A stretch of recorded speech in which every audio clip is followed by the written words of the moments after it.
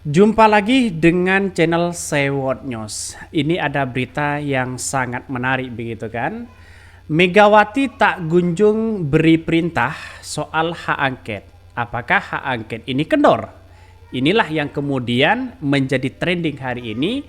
Apakah PDIP maju mundur soal hak angket ini begitu kan.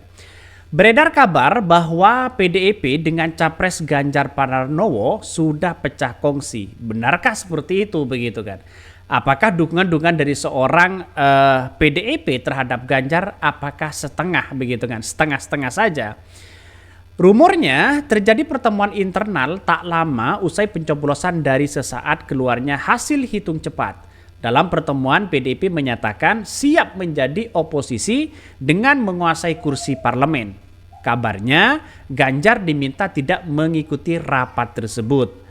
PDIP terkesan sudah tidak memusingkan lagi soal raihan kecil Ganjar, Pranowo dan Mahfud MD dan di konstelasi Pilpres. Tampaknya Partai Banteng Moncong Putih itu sudah berpuas diri dengan kemenangan di Pileg 2024. Terlihat dari unggahannya di akun Instagram resmi milik PDIP.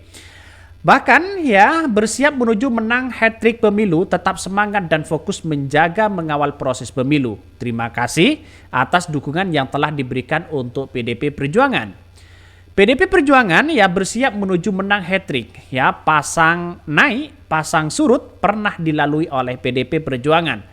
Pasca pemilu di 2024-2029 berada di luar pemerintahan. Berbeda dari PDIP bahwa Ganjar justru belum bisa menerima kekalahannya dan menyuarakan agar partai pengusung dirinya yakni PDIP, P3 untuk menginisiasi hak angket atau interpelasi agar bisa mengungkapkan dugaan-dugaan kecurangan Pilpres selama ini yang dijalankan pada pemilu di 2024. Ganjar menyadari suap partai pengusungnya tak cukup di DPR. Oleh karena itu, ia berharap dukungan dari partai politik pengusung Anies Baswedan dan Muhaimin Iskandar untuk mengajukan hak angket dan interpelasi. Ketiga, sekjen dari partai politik yang tergabung di Koalisi Perubahan telah melakukan pertemuan, mulai dari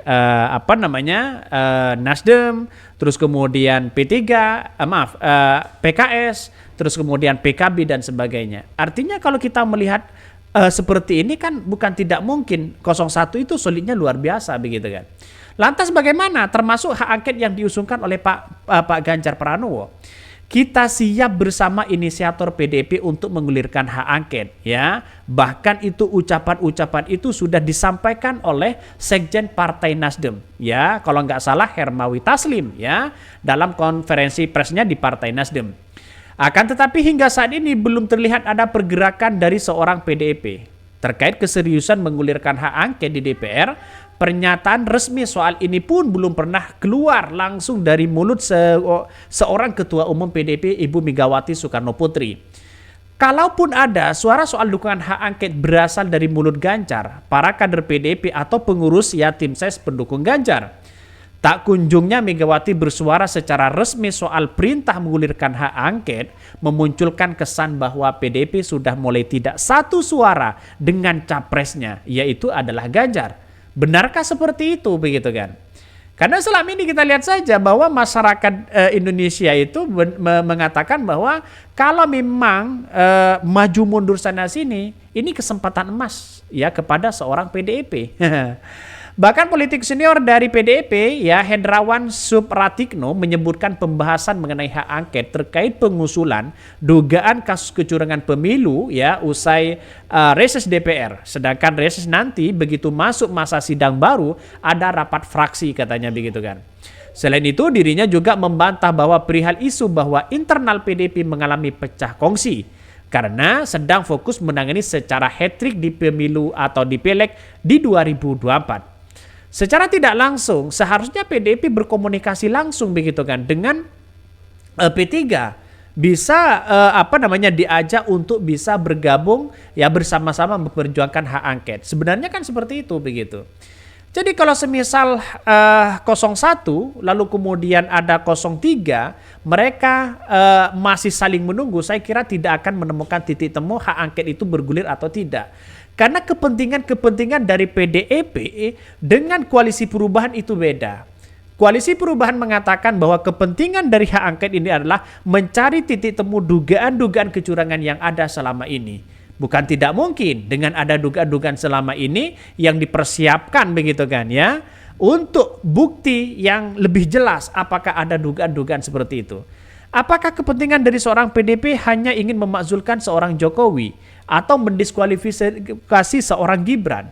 Atau setidaknya sama dugaan-dugaan kecurangan ini ya akan diungkap. Apakah seperti itu sama dengan visi untuk hak angket ini? Dan masih banyak multitafsir di situ. Sehingga PDIP sekarang terkesan tidak bersuara begitu kan. Kenapa mereka tidak bersuara? Nah, itu pertanyaan penting.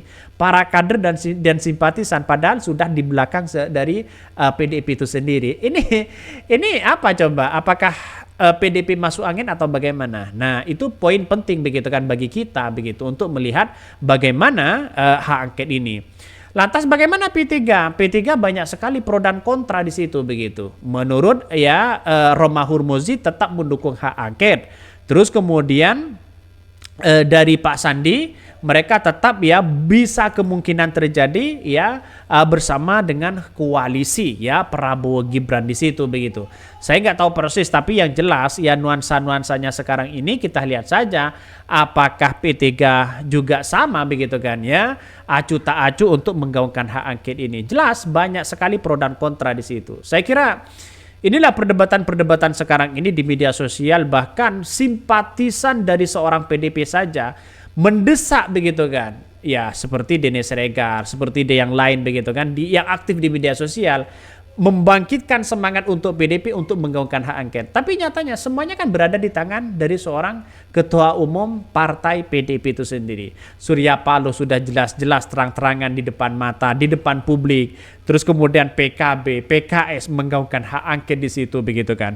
Bahkan hari ini Nasdem tidak akan menunggu lagi ya PDIP karena mungkin diajak komunikasi agak susah begitu kan ya di di DPR. Maka cukuplah sebagai syarat PDIP, PKS dan Nasdem begitu kan, cukup syarat untuk bisa melakukan hak angket. Karena ini bagian dari aspirasi rakyat, bagaimana jejak pendapat 62,2% menggaungkan hak angket di situ. Salah satunya ya yang penting adalah penuhi rakyat terlebih dahulu. Maupun sukses atau tidak angket ini terserah ya, ini kan kembali kepada dirinya masing-masing di situ. Artinya apa? Artinya rupanya siapa yang peduli terhadap rakyat. Apakah dugaan-dugaan kecurangan ini tetap dibiarkan? 2029 serba lebih canggih di situ begitu, sehingga banyak sekali pro dan kontra begitu. Maka saya katakan bahwa hak angket tetap berjalan ya. Mungkin itu ya, tonton terus di channel Say What News ini karena ada berita yang menarik di situ begitu kan. Jangan lupa di subscribe.